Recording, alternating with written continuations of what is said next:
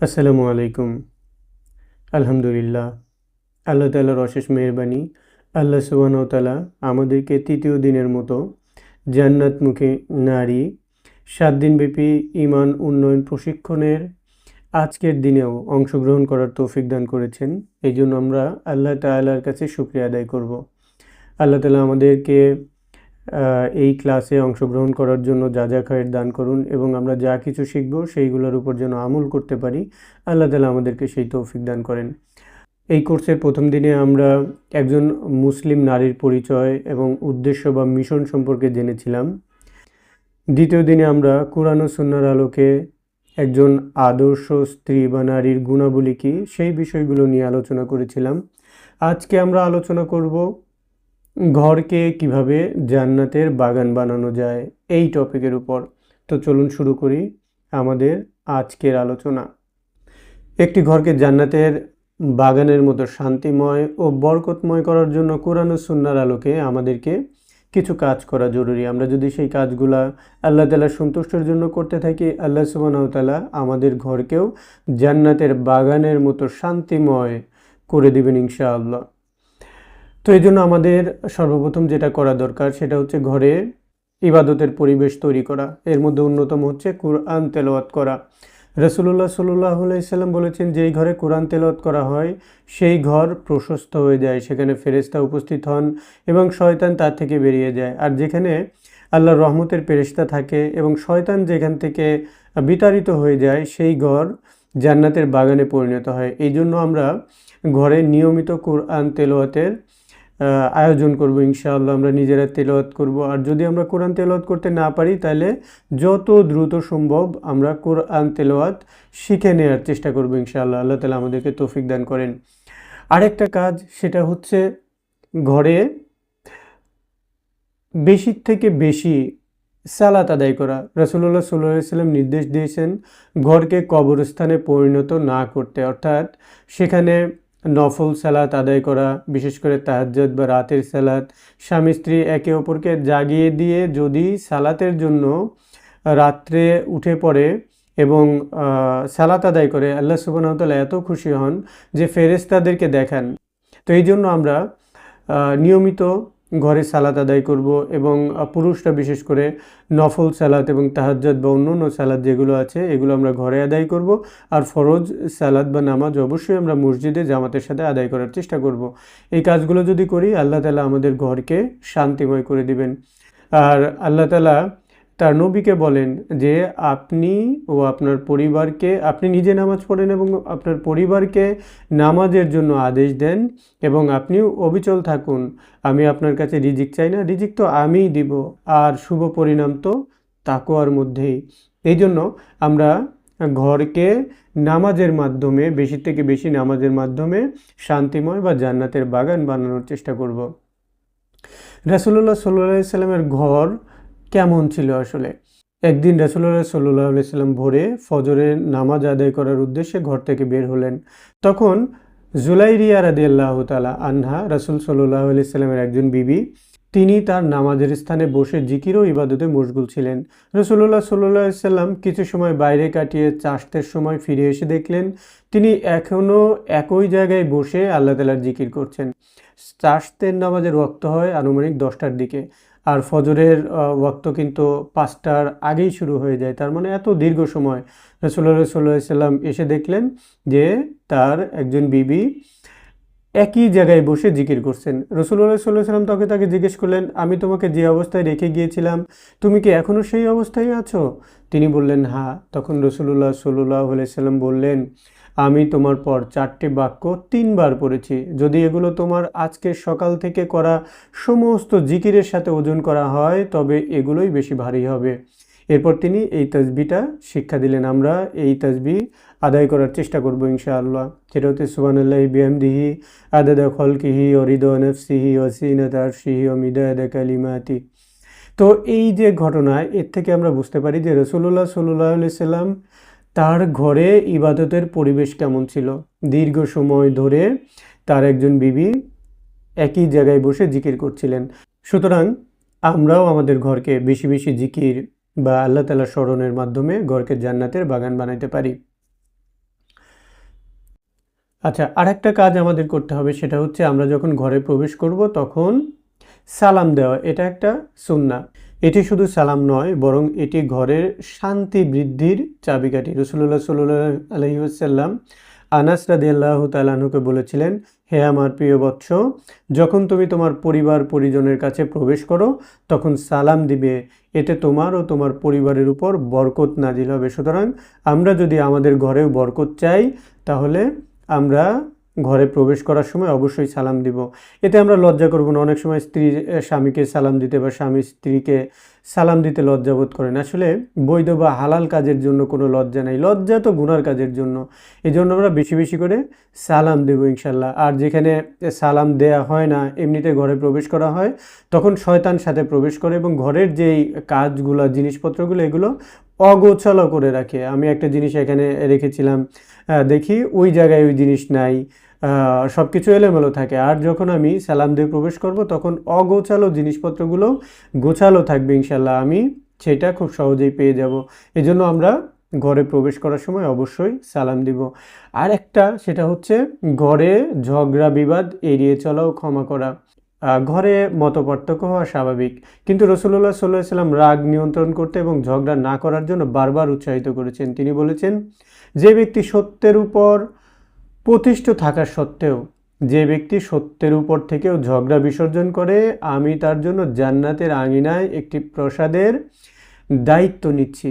অর্থাৎ আমার কথাই ঠিক, আমি যেটা বলছি এইটাই ঠিক, তারপরেও আমি যদি তর্ক ছেড়ে দেই, অর্থাৎ হকের উপর থাকার পরেও যদি আমি তর্ককে ছেড়ে দেই, আল্লাহ রসুল আমার জন্য ওয়াদা করছেন যে তিনি জান্নাতের একটা প্রাসাদ আমার জন্য দেয়ার ব্যবস্থা করবেন বা আমাকে দিবেন। সুতরাং আমরা অনেক সময় আমি মনে করি আমি তো ঠিক আছি, আমি এই জন্য তর্ক করি। তো আমি সঠিক থাকার পরেও তর্ক করব না, এই হাদিসকে মাথায় রেখে যদি আমি এই তর্ককে ছেড়ে দেই, তাহলে আল্লাহ রসুল আমার জন্য জান্নাতের একটি প্রাসাদের দায়িত্ব নিছেন। সুতরাং এই নিয়তে আমি ঝগড়া বিবাদকে ছেড়ে দিব। আরেকটা হচ্ছে, ঘরে দেখা যায় যে অনেক সময় স্বামী স্ত্রী সন্তানদেরকে নিয়ে বা বাবা মা একে অন্যের গীবত করতে থাকে, এতে ঘরের শান্তি নষ্ট হয়। সুতরাং ঘরে শান্তির জন্য বা ঘরকে শান্তিময় করতে হলে পরিবারের সদস্যদের গীবত বা পরচর্চা, পরনিন্দা থেকে বিরত থাকতে হবে। অন্যকে নিয়ে সমালোচনা করার অভ্যাস ঘরে অশান্তি ও অবিশ্বাসের দেয়াল তৈরি করে।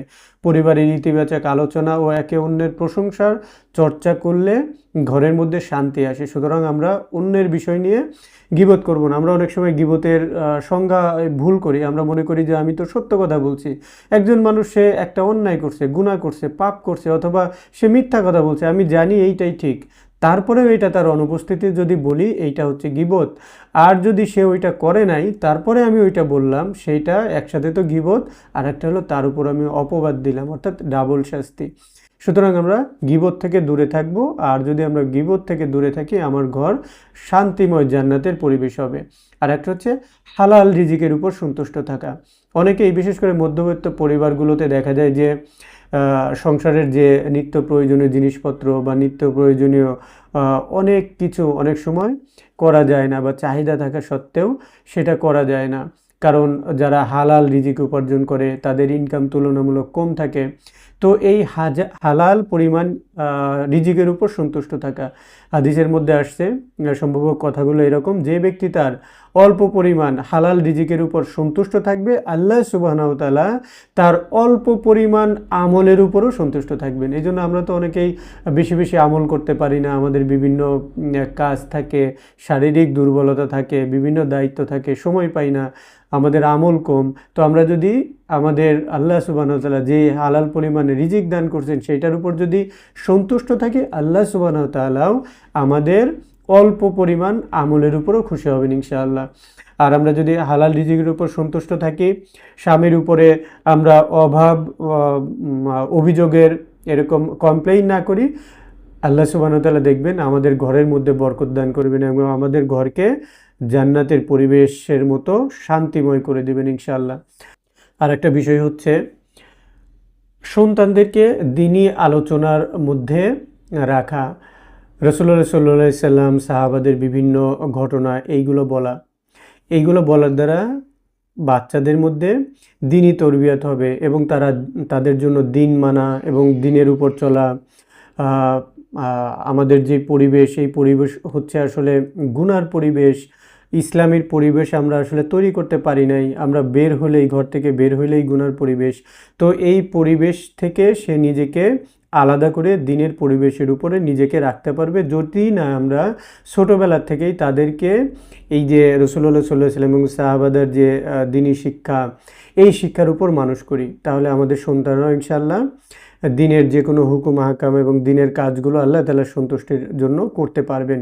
আর এভাবে যদি আমরা করি তাহলে আমাদের ঘর দেখবেন জান্নাতময় হয়ে যাবে। আর আরেকটা বিষয় হচ্ছে, আমরা অনেক সময় আমাদের ঘরে এমন সব জিনিস বা এমন সব চিজ আসবাব রাখি যেগুলা রহমতের ফেরেশতা ঘরে প্রবেশের অন্তরায়। যদি ঘরে পুতুল বা মূর্তি বা অশুভ জিনিসপত্র রাখা, এইগুলো রাখলে ফেরেশতারা আসে না। আর যেখানে ফেরেশতা আসে না সেখানে শয়তান প্রবেশ করে, আর শয়তান বিভিন্নভাবে কুমন্ত্রণা দিতে থাকে। তাই আমরা ঘরে এমন কোনো জিনিস রাখবো না যেই জিনিসগুলোর কারণে রহমতের ফেরেশতা ঘরে প্রবেশ করতে না পারে। আর যদি রহমতের ফেরেশতা ঘরে প্রবেশ করে, ফেরেশতার আচরণে আমাদের স্বভাব, আমাদের আচার আচরণ নম্র হবে, বিনয়ী হবে, আমরা আল্লাহ তাআলার হুকুম সুন্দরভাবে পালন করতে পারবো ইনশাআল্লাহ। এই জন্য আমরা ঘরে এই ধরনের কোনো চিজ আসবাব রাখবো না। আরেকটা জিনিস হচ্ছে খুবই গুরুত্বপূর্ণ, সেটা হচ্ছে আমরা ঘরে পরামর্শ করে কাজ করব। যদি আমরা ঘরে পরামর্শ করে কাজ করি তাহলে আমাদের ঘরের মধ্যে শান্তি আসবে, মনোমালিন্য আসবে না। আর মাশওয়ারা করা আল্লাহ তাআলার হুকুম, প্রত্যেক নবীর সুন্নত এবং মুমিনের সিফত বা গুণ। পরামর্শ করে কাজ করলে ওই কাজের মধ্যে আল্লাহ তাআলা বরকত দান করেন, এবং ওই কাজের মধ্যে যদি কোনো খারাপই থাকে বা কোনো খারাপ কোনো কিছু থাকে সেটাকেও আল্লাহ তাআলা দূর করে দেন এবং একে অন্যের প্রতি মহব্বত তৈরি করে দেন। এই জন্য আমরা দিনের প্রত্যেকটা কাজ অবশ্যই মাশওয়ারা করে করব বা পরামর্শ করে করব। দুনিয়াবি কোনো কাজ করতেও আমরা মাশওয়ারা করে করব। এর ফলে আমাদের মধ্যে পারস্পরিক সম্পর্ক তৈরি হবে। আল্লাহ তাআলা পরামর্শের বিষয়ে কোরআনে একটি স্বতন্ত্র সূরা নাজিল করেছেন। সূরাটির নাম হচ্ছে সূরা শুরা। আল্লাহ তাআলা তার নবীকে পরামর্শ করার কথা বলেছেন। আল্লাহ তাআলা বলেন, আর আপনি তাদের সাথে পরামর্শ করুন। এখানে নবী সাল্লাল্লাহু আলাইহি সাল্লামকে বলা হচ্ছে সাহাবা রাদিয়াল্লাহু তাআলা আনহু বা আনহা তাদের সাথে পরামর্শ করার জন্য।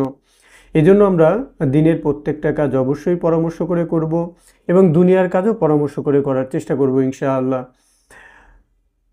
আমরা যদি পরামর্শ করে কাজ করি তাহলে কি হবে? ঘরে ভালোবাসা ও সম্প্রীতি বৃদ্ধি পাবে।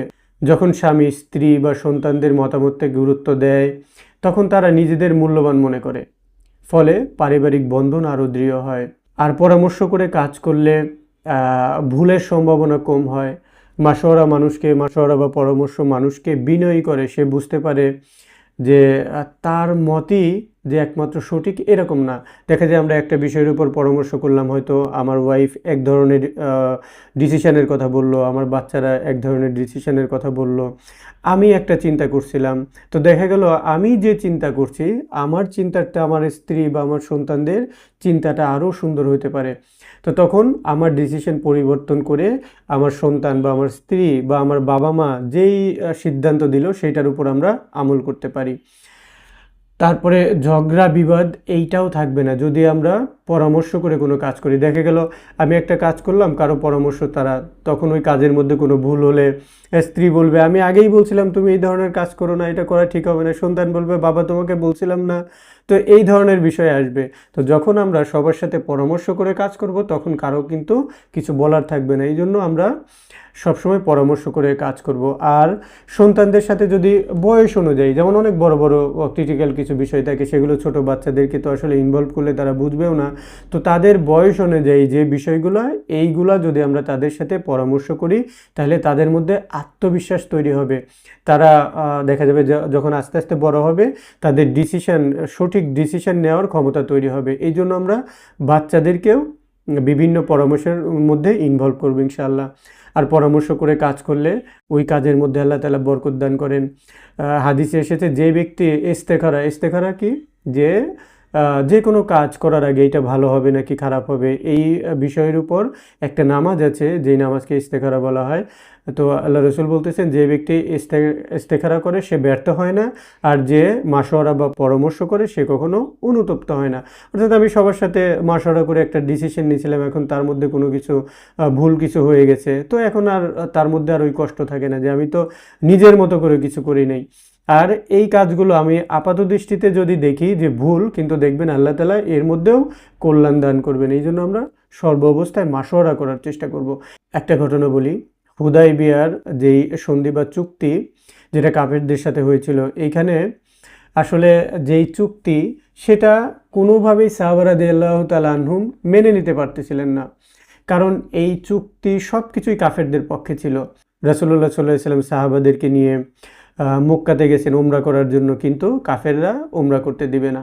তো আল্লাহ রসুল তাদের সাথে একটা চুক্তি করে, যেই চুক্তি সব কিছুই তাদের পক্ষে।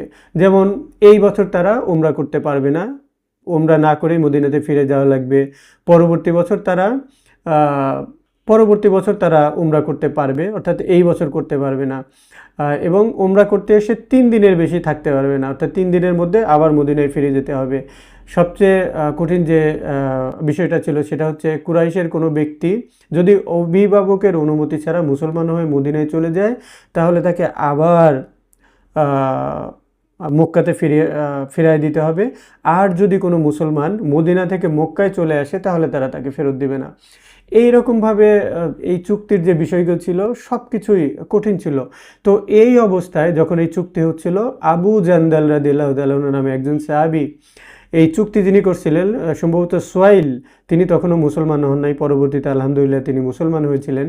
তো তিনি এই চুক্তি করতেছিলেন, চুক্তির কথাগুলো তিনি বলতেছিলেন। তো তারই ছেলে মুসলমান হয়ে হাতে পায়ে তাকে শিকল দিয়ে বাঁধা অবস্থায় ছিল, এই অবস্থায় চলে আসছে।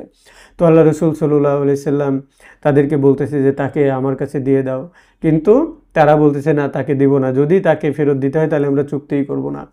তো এমন অবস্থায় সোহাইল রাদিয়াল্লাহু তাআলা কাঁদতেছিলেন যে তিনি অনেক কষ্ট করে, মানে এই হাতে পায়ে শিকল বাঁধা অবস্থায় কোনো রকম ছুটে আসছে, আর তাকে আবার ফিরিয়ে দেওয়া হচ্ছে। সাহাবারা রাদিয়াল্লাহু তাআলা বরদাস্ত করতে পারতেছিলেন না, তারা যুদ্ধের জন্য প্রস্তুত, যে তাদের এরকম তখন শক্তি ছিল, ক্ষমতা ছিল, ইচ্ছা করলে জোর করে মক্কায় ঢুকতে পারতেন, কিন্তু আল্লাহ রসুল এই কথাকেও মেনে নিছেন। তো এই জন্য সাহাবারা রাদিয়াল্লাহু তাআলা খুব মানে কষ্টের মধ্যে ছিলেন, তারা মেনে নিতে পারতেছিলেন না। তো আল্লাহ রসুল মক্কাতে যাইতে গেলেন না। তো এদিকে তিনি পশু জবাই করবেন, এই আমল কেউ করতেছে না, আল্লাহ রসুল সাল্লাল্লাহু আলাইহি সাল্লাম কী করবেন? তো এমন সময় তার বিবি উম্মে সালামা রাদিয়াল্লাহু তাআলা আনহা আল্লাহ রসুলকে পরামর্শ দিলেন। দেখেন যে আল্লাহর নবীকে পরামর্শ দিচ্ছেন তার বিবি উম্মে সালামা রাদিয়াল্লাহু তাআলা, তিনি বললেন, ইয়া রাসূলুল্লাহ, আপনি আগে কুরবানি করেন এবং আপনার মাথা মুন্ডন করেন, দেখবেন আপনাকে দেখে সবাই আপনার অনুসরণ করবেন। সত্যি সত্যিই আল্লাহ রসুল যখন এই কাজ করলেন, আর কোনো সাহাবী এই কাজ থেকে বিরত থাকলেন না, সবাই তাদের পশুগুলোকে কোরবানি করলেন এবং মাথাকে মুন্ডন করে ফেললেন। তো এই যে এই চুক্তি, যেই চুক্তি আপাত দৃষ্টিতে দেখা গেল যে মুসলমানের বিপক্ষে, কিন্তু আল্লাহ সুবহানাহু ওয়া তাআলা কোরআনে আয়াত নাজিল করলেন। আল্লাহ তাআলা বলেন, ইন্না ফাতাহনা লাকা ফাতহাম মুবিনা, নিশ্চয়ই আমি আপনাকে প্রকাশ্য বিজয় দান করছি। তো আপাত দৃষ্টিতে আমরা দেখি যে এই যে চুক্তিগুলো সব কিছু মুসলমানদের বিপক্ষে, কিন্তু আল্লাহ তাআলা অল্প দিনের মধ্যে, লম্বা ঘটনা, আসলে আমরা যদি ওই দিকে যাই তাহলে আমাদের মূল ফোকাস থেকে দূরে যাব। এই জন্য কীভাবে এই চুক্তি মুসলমানদের মানে কাজে আসছিল, যদি কোনো দিন সুযোগ হয় ইনশাল্লাহ বলার চেষ্টা করব। তো আল্লাহ তাআলা দেখা গেল অল্প দিনের মধ্যেই আলহামদুলিল্লাহ মক্কা বিজয়ের ব্যবস্থা করে দিলেন। তো এই ঘটনার থেকে আমরা দেখতে পারি যে রাসূলুল্লাহ সাল্লাল্লাহু আলাইহি ওয়াসাল্লাম তার বিবির পরামর্শ নিয়ে যখন কাজ করলেন, তখন আল্লাহ তাআলা এই যে একটা পরিস্থিতি, এই পরিস্থিতিকে শান্ত করে দিলেন। এই জন্য আমরা ঘরে যে কোনো পরিস্থিতিতে মাশওয়ারা করব, আমার বিবির সাথে, আমার বাবা মার সাথে, আমার সন্তানদের সাথে, তাহলে দেখা যাবে আল্লাহ সুবহানাহু ওয়া তাআলা আমাদেরকে সহযোগিতা করবেন ইনশাআল্লাহ। এখন আমরা আমাদের পরিবারকে জান্নাতি পরিবেশ করে গড়ে তোলার উপায় নিয়ে একটু আলোচনা করব। আল্লাহ তাআলা বলেন, তোমার পরিবারকে সালাতের নির্দেশ দাও এবং তাতে অবিচল থাকো। এজন্য আমরা বেশি বেশি করে যদি সালাত আদায় করি, তাহলে আমাদের ঘরগুলা দ্বীনি পরিবেশ তৈরি হবে। একজন মা বা স্ত্রী হিসেবে নামাজের সময় যখন নামাজের সময় হবে তখন স্মরণ করিয়ে দেওয়া। স্বামী বা সন্তানরা মসজিদে যাবে, এমনিতেই যাবে, তারপরেও যদি কোনো মা বা স্ত্রী সন্তানকে বা স্বামীকে বলে আজান দিছে তুমি মসজিদে যাও, এই বলার কারণে আমার স্বামী বা সন্তান যে মসজিদে গেল তার নামাজ কবুল হোক আর না হোক, আমি যে বললাম এই বলার কারণে আল্লাহ সুবহানাহু ওয়া তাআলা আমাকে কবুল নামাজের সওয়াব দিবেন, আলহামদুলিল্লাহ। এই জন্য এই কথাটা বলা তো খুব কঠিন কিছু না যে আমার আমার স্বামী বা আমার সন্তানরা মসজিদে এমনিই যাবে, তারপরে আমি বললে এই সওয়াব পাবো। অথচ আমি যে সালাত আদায় করছি বা নামাজ পড়ছি, আমার নামাজ কবুল হচ্ছে কি হচ্ছে না আমি জানি না, কিন্তু আমি তাদেরকে যদি বলি আর তারা যদি নামাজ পড়ে, তাহলে আল্লাহ সুবহানাহু ওয়া তাআলা আমাকে কবুল নামাজের সওয়াব দান করবেন। এই জন্য নামাজের ওয়াক্ত হলেও স্মরণ করাই দেবো ইনশাআল্লাহ। তারপর সন্তানদেরকে উৎসাহিত করা, এই যে দিনই বিভিন্ন কাজ, বিভিন্ন আমল, এইগুলো করলে কি সওয়াব, আল্লাহ তাআলা আখিরাতে কি কি দিবেন, এই বিষয়গুলো বলে বলে উৎসাহিত করা সন্তানদেরকে। তারপরে নিয়মিত যদি আমরা ঘরে তালিম করি, এটা বিভিন্ন বই পুস্তক থেকে, ইসলামিক বিভিন্ন বই আছে, এইগুলোর থেকে যদি আমি হয়তো অনেক কিছু বলতে পারি না বা পারলাম না, কিন্তু আমরা দেখে দেখে তো পড়তে পারি। তো এই বিষয়গুলা যদি আমরা করি তাহলে ঘরে আলহামদুলিল্লাহ শান্তির একটা পরিবেশ তৈরি হবে। আলহামদুলিল্লাহ আপনাদেরকে একটা কথা বলে রাখি, আমি যেই কোর্সটা 7 দিনব্যাপী জান্নাতমুখী নারী যে বিষয়গুলো নিয়ে আলোচনা করছি, এটা কিন্তু আলহামদুলিল্লাহ আমাদের লেখা একটা বই, এটা এখনও প্রিন্ট করা হয় নাই আলহামদুলিল্লাহ। এই মানে বই থেকেই মূলত আপনাদেরকে শোনানো হচ্ছে। তো আপনারা আমাদেরকে অবশ্যই জানাবেন এই বইটা কেমন হচ্ছে বা এটা আপনাদের আদৌ কোনো কাজে আসবে কি না। যদি আপনারা বলেন হ্যাঁ আলহামদুলিল্লাহ, তাহলে এইটা আমরা প্রিন্ট করব এবং আপনাদের কাছে পৌঁছানোর চেষ্টা করব। তো আল্লাহ তাআলা যেন এইটাকে আমাদের যে নিয়ত এটাকে যেন কবুল করেন, আপনারা আমাদের জন্য দোয়া করবেন। আচ্ছা, আর একটা কাজ হচ্ছে বিভিন্ন সময়ে রোজা রাখা যায় ফরজ রোজা ছাড়া, যেটা আমরা রমজানে আলহামদুলিল্লাহ আমরা তো সবাই রমজানের সিয়াম বা রোজা রাখি। তো এর বাইরেও আরও কিছু রোজা আছে যেগুলার অনেক ফায়দা আছে। যেমন কিছুদিন পরে আশুরার রোজা আসবে, আশুরার রোজা 2টা রাখা। তো এই রোজা যদি আমরা কেউ রাখি এই যে মুহররম মাসের 10 তারিখে, তাহলে আল্লাহ রসুল বলছেন পূর্বের 1 বছরের গুনাহকে মাফ করে দেবেন। এরকম আরও অনেক রোজার ফজিলতপূর্ণ রোজা আছে। যেমন আল্লাহ রসুল সাল্লাল্লাহু আলাইহি সাল্লাম প্রত্যেক মাসের 13, 14, 15 এই 3 দিন রোজা রাখতেন। আমরা নিজেরা রাখতে পারি, আমার সন্তানদেরকে উদ্বুদ্ধ করতে পারি। এই আমলগুলো যদি আমরা করি, দেখবেন আমাদের ঘর জান্নাতি পরিবেশ হবে। আর একটা খুবই জরুরি, সেটা হচ্ছে বেশি বেশি দান সদকা করা।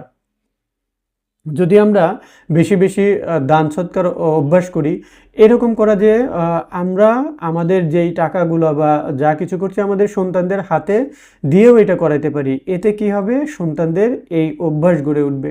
যেমন একটা ঘটনা বলি, একবার হযরত আলী রাদিয়াল্লাহু তাআলা আনহুর কাছে একজন মুসাফির এসে কিছু সাহায্য চাইলেন। তো হযরত আলী রাদিয়াল্লাহু তাআলা আনহু হযরত হাসান বা হযরত হুসাইন রাদিয়াল্লাহু তাআলা আনহুকে বললেন যে তোমার আম্মার কাছে যে 6 দিরহাম রাখা আছে, এই 6 ওইখান থেকে 1 দিরহাম নিয়ে আসো। তো সন্তান গিয়ে বলছে যে বাবা যে 1 দিরহাম চাইলেন। তো ফাতিমা রাদিয়াল্লাহু তাআলা আনহা তার সন্তানকে বললেন যে তুমি বলো যে এই 6 দিরহাম তো ঘরের খাবার কেনার জন্য রাখা হয়েছে, তাদের যে খাবারের প্রয়োজন ছিল, এই দিরহামটা সেই খাবার কেনার, অতিরিক্ত কোনো দিনার না। তো এইটা শুনে আলী রাদিয়াল্লাহু তাআলা আনহু বলতেছেন তাকে যে বলো যেন 6 দিরহামই দিয়ে দেন।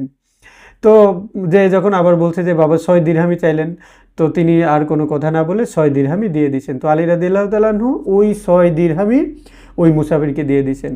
তো এখন আর ঘরে বাজার করার কিছু নাই। তো বসে আছেন, এমন সময় একজন মুসাফির একটা উট নিয়ে যাচ্ছে আর বলতেছেন যে আমি এইটা বিক্রি করব, তো আপনি এটা কিনবেন কিনা। তো হযরত আলী রাদিয়াল্লাহু তাআলা বলতেছেন আমার কাছে তো টাকা নেই, তুমি আমার কাছে বাকিতে বিক্রি করতে পারো, তো আমি এটা বিক্রি করার পর তোমাকে টাকা দিব। তো উনি রাজি হয়েছে। আর 140 দিরহাম ওইটার দাম ধার্য করা হয়েছে যে 140 দিরহাম এই উটের দাম, যদি আপনি এর চেয়ে বেশি বিক্রি করতে পারেন সেটা আপনার, আমাকে 140 দিরহাম দিলেই হবে। তো আলী রাদিয়াল্লাহু তাআলা ওখানেই বসে আছে, এমন সময় কিছু লোক ওখান থেকে যাওয়ার সময় বলতেছে যে আপনি কি এই উটটা বিক্রি করবেন নাকি। তো হযরত আলী রাদিয়াল্লাহু তাআলা বলতেছেন হ্যাঁ বিক্রি করব। তো বলতেছেন দাম কত, বলছে 200 দিরহাম। তো ওনারা ওই 200 দিরহামেই রাজি হয়ে গেছে। তো আলী রাদিয়াল্লাহু তাআলা আনহু 200 দিরহামে ওই উটটা বিক্রি করছেন। তো এখন উনাকে তো 140 দিরহাম দেয়া হয়েছে, বাঁচলো কত? 60 দিরহাম। তো এইটা হযরত আলী রাদিয়াল্লাহু তাআলা আনহু ফাতেমা রাদিয়াল্লাহু তাআলা আনহাকে এই 60 দিরহাম দিয়ে বলতেছেন এইটা তোমার 6 দিরহামের প্রতিদান। দেখেন আল্লাহ সুবহানাহু ওয়া তাআলার একটা মানে সুন্নাহ হইলো যে কোনো নেক আমলের ন্যূনতম সওয়াব হচ্ছে 10 গুণ বৃদ্ধি করে দেওয়া। এই যে 6 দিরহাম আলী রাদিয়াল্লাহু তাআলা দান করলেন, 10 গুণ অর্থাৎ 60 দিরহাম ইনস্ট্যান্ট আল্লাহ তাআলা তাকে দান করলেন বা তাকে দিলেন। এই জন্য আমরাও এই দান সদকা করব এবং আমাদের সন্তানদেরকেও এই অভ্যাস যেন গড়ে তোলে এবং তাদের মাধ্যমে আমরা দান সদকা করার অভ্যাসগুলো গড়ে তোলানোর চেষ্টা করব ইনশাআল্লাহ। আমাদের ঘরকে যদি জান্নাতে শান্তিময় করতে চাই, তাহলে আমাদেরকে রাগ বা ঝগড়া, মতবিরোধ এই বিষয়গুলা থেকে বিরত থাকতে হবে। তো আমরা কিভাবে রাগ ঝগড়া এইগুলো মোকাবেলা করব বা এর থেকে বেঁচে থাকার কৌশল কি? দেখা যায় প্রায় প্রত্যেক পরিবারেই মতবিরোধ হয়, কিন্তু সফল পরিবারগুলো ওই সমস্ত পরিবার যারা মতবিরোধকে সুন্দরভাবে সামাল দেয়। রাসূলুল্লাহ সাল্লাল্লাহু আলাইহি ওয়াসাল্লাম বলেন, শক্তিশালী সেই ব্যক্তি নয় যে কুস্তিতে জয়ী হয়, বরং শক্তিশালী সেই ব্যক্তি যে রাগের সময় নিজেকে নিয়ন্ত্রণ করতে পারে। বুখারী এবং মুসলিমের হাদিস। আমরা রাগের সময় কি করব? আমাদের সংসারকে শান্তিময় করতে গেলে অবশ্যই রাগ জিদ থেকে আমাদেরকে বিরত রাখতে হবে। তো আমাদের যদি কোনো কারণে বিশেষ কোনো কারণে রাগ উঠে, সেই ক্ষেত্রে আমরা কি করব? হাদিস থেকে আমরা এটা জানতে পারি, রাগের সময় প্রথমত চুপ থাকা। আমি যদি চুপ থাকি দেখবেন এক সময় কিন্তু ওই রাগ আস্তে আস্তে কমতে থাকবে। এই জন্য চুপ থাকা, অপ্রয়োজনীয় কথা না বলা। তারপরে হচ্ছে অবস্থান পরিবর্তন করা। সাপোজ আমি এক রুমে বসেছিলাম, আমি অন্য রুমে চলে গেলাম। আমি দাঁড়িয়ে যদি থাকি তাহলে বসে পড়বো, বসে থাকলে শুয়ে পড়বো। তারপরে সেটাতেও যদি না হয় তাহলে আমি অজু করব। কারণ রাগ শয়তানের পক্ষ থেকে আসে, আর এই অজুর পানি দ্বারা শয়তানের যে এই প্রভাব মুক্ত হয়। এই জন্য আমরা অজু করব। আর আউযু বিল্লাহি মিনাশ শাইতানির রাজিম এইটা পড়ব। যদি এই কাজগুলো করি দেখবেন আমাদের রাগগুলা কমতে থাকবে। দেখেন রাসূলুল্লাহ সাল্লাল্লাহু আলাইহি সাল্লামের ধৈর্য কেমন ছিল। তিনি তার সম্পর্কে অর্থাৎ আল্লাহ নবী সাল্লাল্লাহু আলাইহি সাল্লাম সম্পর্কে আনাস রাদিয়াল্লাহু তাআলা বলেন, আমি 10 বছর তার খেদমত করছি, তিনি কখনো আমাকে কোনো ভুলের জন্য বলেন নাই যে এইটা কেন করছো বা এটা কেন করলে না। এইরকম তিনি ধৈর্যশীল ছিলেন, রাগ করতেন না। এক বেদুইন রাসূলুল্লাহ সাল্লাল্লাহু আলাইহি সাল্লামের চাদর ধরে এত জোরে টান দিলেন যে তার গলায় দাগ বসে গেল। সে বলল, আল্লাহর মাল থেকে আমাকে কিছু দিন। রাসূলুল্লাহ সাল্লাল্লাহু আলাইহি সাল্লাম রাগ করলেন না এবং তাকে কিছু দেওয়ার নির্দেশ দিলেন। এজন্য এই গুণগুলো আমরা আমাদের জিন্দেগিতে আনার চেষ্টা করব। নবী সাল্লাল্লাহু আলাইহি সাল্লাম তো ধৈর্যের প্রতীক ছিলেন।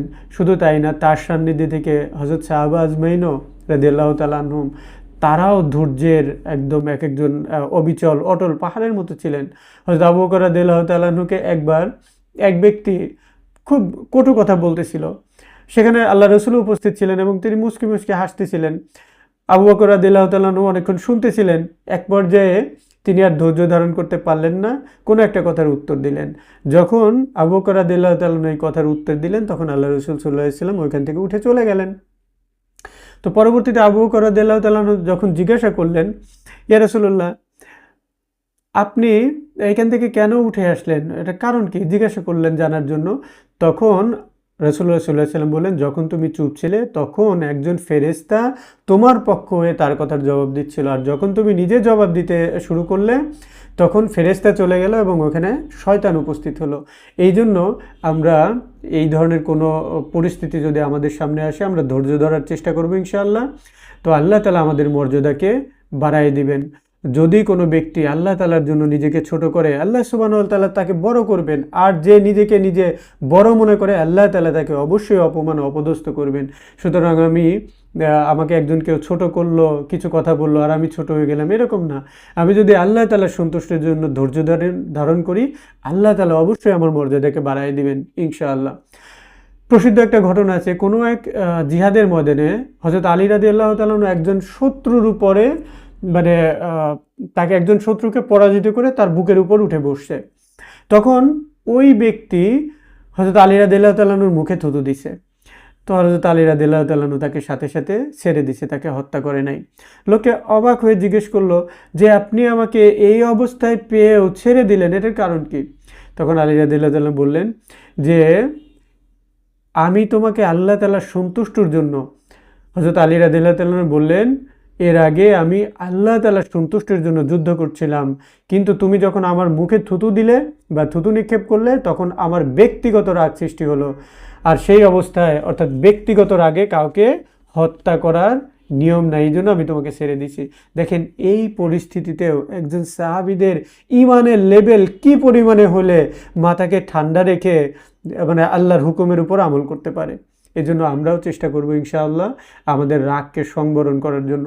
একবার এক ব্যক্তি হযরত আবু দারদা রাদিয়াল্লাহু তাআলা আনহুকে খুব খারাপ কথা বলল। আবু দারদা রাদিয়াল্লাহু তাআলা আনহু শান্ত থেকে বললেন, তুমি যা বলেছ তা যদি সত্য হয়ে থাকে তবে আল্লাহ তাআলা আমাকে ক্ষমা করুন, আর যদি মিথ্যা হয়ে থাকে তবে আল্লাহ তাআলা তোমাকে ক্ষমা করুন। দেখেন কি সুন্দর কথা, যদি আমার মধ্যে ওই দোষ থাকে তাহলে তুমি যেটা বলছো তো সেটা তো ঠিকই, তো এই জন্য আল্লাহ তাআলা আমাকে ক্ষমা করেন। আর যদি তুমি যেই কথা আমার বিষয়ে বলছো এটা মিথ্যা, তাহলে এটার জন্য তো তোমার গুনাহ হবে, আর এই জন্য আল্লাহ তাআলা যেন তোমাকে ক্ষমা করেন। কি সুন্দর, মানে তার প্রতি তো রাগ করলেনই না, বরং তার জন্য উল্টা দোয়া করলেন। আল্লাহু আকবার। দেখেন আল্লাহ তাআলা যারা রাগ দমন করে তাদেরকে মর্যাদা দান করেন।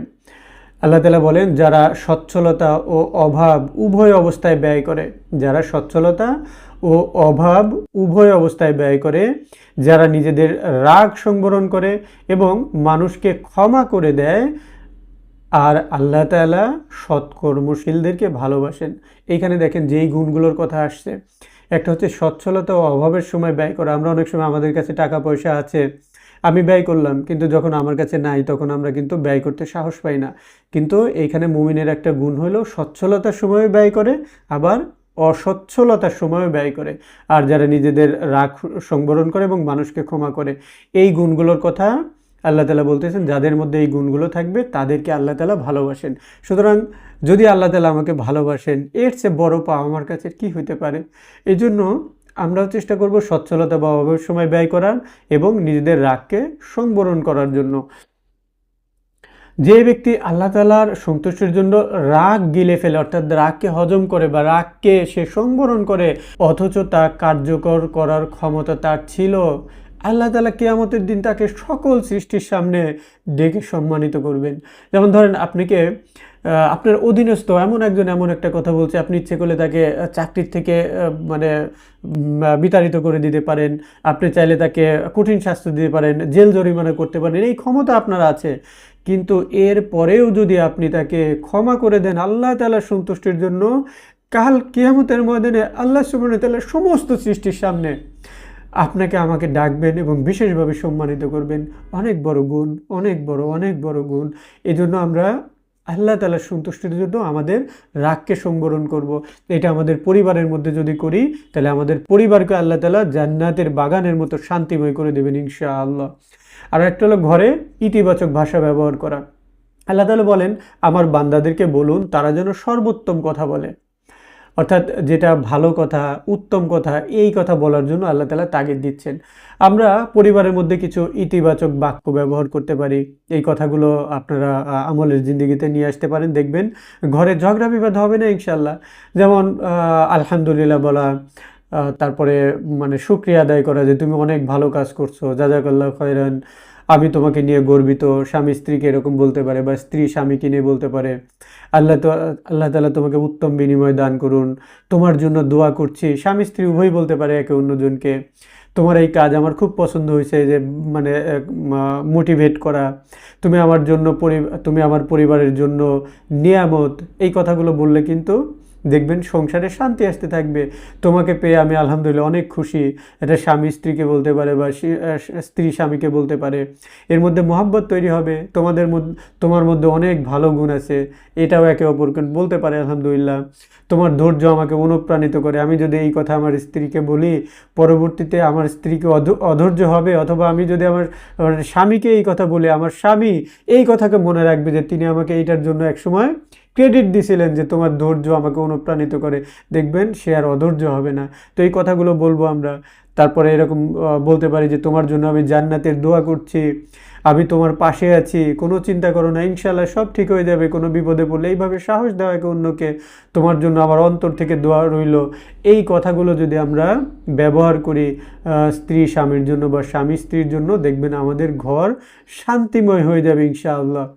তো এই কথাগুলো আমরা একে অন্যকে বলার চেষ্টা করব। আরেকটা জিনিস আমাদের ঘরে শান্তি নিয়ে আসতে পারে, সেটা হলো দাম্পত্য জীবনের আচরণ যদি সুন্দর হয়। অনেক বাবা মা বুঝতে পারে না যে তাদের সন্তান সব কিছু কিন্তু পর্যবেক্ষণ করছেন। আমাদের সন্তানরা সব কিছু সবসময় কিন্তু এই যে সিসিটিভির মতো বাবা মারা আচরণগুলো কিন্তু লক্ষ্য করে, খেয়াল করে, এবং এইখান থেকে তারা শেখে বাবা মা কীভাবে কথা বলে, কীভাবে মতবিরোধ সমাধান করে, কিভাবে একে অন্যকে সম্মান করে। হ্যাঁ, এই কথাগুলো তারা কিন্তু ফলো করে এবং বাস্তব জীবনে তারা কিন্তু এইগুলোর প্রয়োগ করে। অনেকে আছে সন্তানদেরকে দিয়ে মিথ্যা কথা বলায়, যেমন হয়তো বলল যে বলো তোমার আব্বু বাসায় নেই, অথবা বলো তোমার আম্মু বাইরে গেছে, বলো আমি ঘুমিয়ে আছি, বলো আমি মিটিংয়ে আছি। অথচ এই কাজগুলো কিন্তু সে করছে না, সে বাসায় থেকে সন্তানকে দিয়ে বলাচ্ছে বলো আমি বাসায় নেই। অথবা স্ত্রী ঘরের মহিলা সে বাচ্চাদেরকে বলাচ্ছে বলো আমি বাইরে গেছি, অথবা আমি জেগে আছি, বা আমি মোবাইল দেখছি অথবা টেলিভিশন দেখছি, আর আমি সন্তানকে বললাম বলো আমি ঘুমায় আছি। এইগুলা কিন্তু বাচ্চারা দেখে এবং বাস্তব জীবনে তারা এইটার প্রয়োগ করার চেষ্টা করে। আমি তো এইটুকু বললাম, দেখবেন আমার কাছ থেকে আমার সন্তানরা যদি এইগুলো শেখে, ইনস্ট্যান্ট তারা মিথ্যা কথা বলা শিখবে এবং এইটাকে তারা কোনো ব্যাপারই মনে করবে না। এই জন্য আমরা এই কাজগুলো থেকে দূরে থাকার চেষ্টা করব ইনশাআল্লাহ। তো এই আমলগুলো যদি আমরা করি তাহলে আমাদের ঘর কিন্তু শান্তিময় হবে। তো শান্তিময় ঘরের জন্য ফাইনালি আমাদেরকে যেই কাজগুলো করতে হবে সেগুলো হচ্ছে নিয়মিত ঘরে নামাজ পড়া, বেশি থেকে বেশি যেই নামাজগুলো অতিরিক্ত ফরজের পরে বেশি বেশি বেশি নফল আদায় করা। নফলের মাধ্যমে হাদিসে কুদসির মধ্যে আছে বান্দা আল্লাহ তাআলার এইরকম প্রিয় পাত্র হয়ে যায়, সেজন্য আল্লাহ তাআলার হাত, আল্লাহ তাআলার চোখ এইরকমভাবে আসছে। এই কথাগুলোর উদ্দেশ্য হচ্ছে সে যা কিছু স্পর্শ করে শুধুমাত্র আল্লাহ তাআলার সন্তুষ্টির জন্য করে, যে সে যা কিছু দেখে আল্লাহ তাআলার সন্তুষ্টির জন্য দেখে, সে যেখানে যায় আল্লাহ তাআলার সন্তুষ্টির জন্য যায়। তো এই কাজগুলা কখন হয়? যখন আমি ঘরে বেশির থেকে বেশি পরিমাণ সালাত আদায় করব, নফল, বিশেষ করে নফল সালাত আদায় করব। তারপর কোরআনের সাথে সম্পর্ক রাখা। আমরা অনেকেই কিন্তু শুদ্ধভাবে কোরআন তেলাওয়াত করতে পারি না। তো আমরা যে নামাজ পড়ি বা সালাত আদায় করি, এইটা ভুলের অন্যতম কারণ কিন্তু অশুদ্ধ তেলাওয়াত করা। তো আমার বয়স অনেকে ধরেন 30, 40, 50, 60, 70 হয়ে গেছে, এখনও আমি আমার কোরআন তেলাওয়াত ঠিক করতে পারি নাই বা কোরআন তেলাওয়াতই করতে পারি নাই, অথবা সালাতে আমি যেই সূরাগুলো পড়ি ন্যূনতম সেই সূরাগুলো আমার ঠিক হয় নাই, তাইলে আমার কিন্তু কোনো উপায় থাকবে না। তো এই জন্য আমরা কোরআনের সাথে সম্পর্ক তৈরি করব। আলহামদুলিল্লাহ আমরা তাকওয়া অনলাইনের মাদ্রাসার মাধ্যমে মাঝে মাঝেই 1 মাস 2 মাস পরেই কোরআন শিক্ষার বিভিন্ন কোর্সের আয়োজন করি। খুব দ্রুত সময়ের মধ্যে আমাদের নতুন আরেকটা কোর্স কোরআন শিক্ষার একদম বেসিক থেকে আলিফ বা তা থেকে শুরু হবে। আপনারা যারা চান আমাকে পার্সোনালি মেসেজ দিতে পারেন আপনাদেরকে, এবং এইগুলো কিন্তু ফ্রি অফ কস্ট। আপনাদেরকে এর জন্য কোনো প্রকার কোনো হাদিয়া বা কোনো টাকা পয়সা দিতে হবে না। ইনশাআল্লাহ আল্লাহ তাআলার সন্তুষ্টির জন্য আমরা করার চেষ্টা করছি। আপনারা দোয়া করবেন আল্লাহ তাআলা এই কাজগুলো যেন আমাদেরকে বেশি থেকে বেশি করার তৌফিক দান করেন। তো মোট কথা আমরা কোরআন তেলাওয়াত শিখবো এবং বেশি বেশি কোরআন তেলাওয়াত করব, হালাল উপার্জন করব, পরস্পরের প্রতি সম্মান করব, কৃতজ্ঞতা দেখাবো। তারপর দোয়ার পরিবেশ তৈরি করা। দোয়া হচ্ছে সমস্ত আমলের মগজ বলা হয়েছে। আমি যত বেশি দোয়া করব আল্লাহ তাআলার কাছে আমি তত প্রিয় পাত্র হইতে থাকবো ইনশাআল্লাহ। এজন্য বেশি বেশি দোয়া করা, মানে স্বামী স্ত্রী সন্তানদেরকে নিয়ে এক জায়গায় বসে আমরা ইন্ডিভিজুয়াল দোয়া করতে পারি, হ্যাঁ, অথবা আমি একটু জোরে জোরে বলে শিখাইতে পারি যে সন্তানদেরকে কিভাবে দোয়া করতে হয়। তো এই দোয়ার পরিবেশ আমরা তৈরি করব। আর একটা হচ্ছে অতিথি পরায়ণতা। আমাদের যারা আত্মীয় স্বজন আছে তাদেরকে মাঝে মাঝে দাওয়াত দেওয়া, তাদেরকেও আমাদের ঘরের দিনের পরিবেশগুলো দেখানো। এতে কি হবে? আল্লাহ তাআলা আমাদের ঘরের পরিবেশকে আরও ইস্তেকামাত রাখবেন এবং আমাদের ঘরে যেই সমস্ত অতিথিরা আসবে তারাও আমাদের ঘর থেকে এইটা শিখে যাবে যে তাদের ঘরকেও কীভাবে শান্তিময় করা যায়। আর আত্মীয়তার সম্পর্ক রক্ষা করা, এই কাজগুলো যদি আমরা করি ইনশাআল্লাহ, তাহলে দেখবেন আমাদের ঘরও আলহামদুলিল্লাহ শান্তিময় হয়ে যাবে। তো আলহামদুলিল্লাহ আজকে আমাদের তৃতীয় ক্লাস ছিল বা তৃতীয় সেশন ছিল। আগামীকাল আমাদের যেই বিষয় নিয়ে আমরা আলোচনা করব সেটা হচ্ছে একজন মায়ের মর্যাদা বা প্রভাব।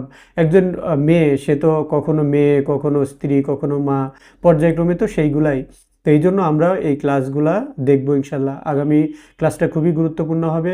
আপনারা সবাই অবশ্যই আমি আপনাদেরকে অনুরোধ করব, আপনারা এই ক্লাসগুলো মিস করবেন না এবং যেই কথাগুলো শুনছেন এই কথাগুলোর উপরে আমল করার চেষ্টা করবেন এবং আপনাদের পরিচিত যারা আছে তাদেরকেও ইনভাইট করবেন, তারাও যেন এই কথাগুলোর উপরে আমল করতে পারে। আল্লাহ তাআলা আমাদেরকে কবুল করেন। সুবহানাল্লাহি বিহামদিহি, সুবহানাকাল্লাহুম্মা বিহামদিকা, আশহাদু আল্লা ইলাহা ইল্লা আনতা, আস্তাগফিরুকা ওয়া আতুবু ইলাইক।